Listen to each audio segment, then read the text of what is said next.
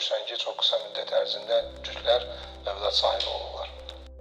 Kişi sonsuzluğunun əsas səbəbləri nədir? Kişi sonsuzluğunu əgər biz dairə kimi təsəvvür eləsək, onun 1/3 hissəsi xəstəliklərlə əlaqəlidir. Digər 2/3 hissəsi psixosomatik faktorlardır və qalan 3/1 hissəsi isə idiopatik səbəblərdir. İdiopatik səbəblər çox ola bilər. Burada məişət səbəbləri ola bilər, cinsi maariflənmənin az olması, cinsi partnyorların bir-birinə uyğunsuzluğu və bir sıra digər səbəblər olur ki, hansı ki, peşəkar uroloq pasiyent müraciət edəndə onunla danışır və tapır həmin müalicəni.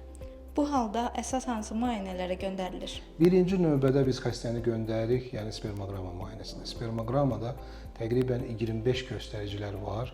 Burada spermanın sayından, hərəkətliyindən, özlüyündən, miqdarından asılı olaraq və oradakı olan dəyişikliklərdən asılı olaraq növbəti müayinələrə göndəririk. Müalicə yalnız cərrahi yolu ilədir.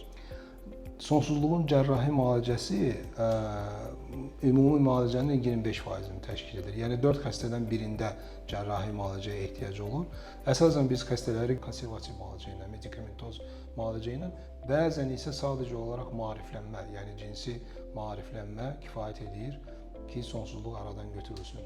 Əməliyyatdan nə qədər sonra sonsuzluq düzəlir? Ən azı partnyorlar 6 ay gözləməlidirlər. Yəni buradan əməliyyat edeyim, sabahsı gün sonsuzluq düzəlir, hələ bir şey yoxdur. Çünki spermoqramanın spermatozoidlərin daha doğrusu yaşam müddəti var. Onlar ən azı 6 aydan sonra təzələnirlər, hərəkət aktivliyi artır və görürsən ki, çox qısa müddət ərzində cütlər övlad sahibi olurlar.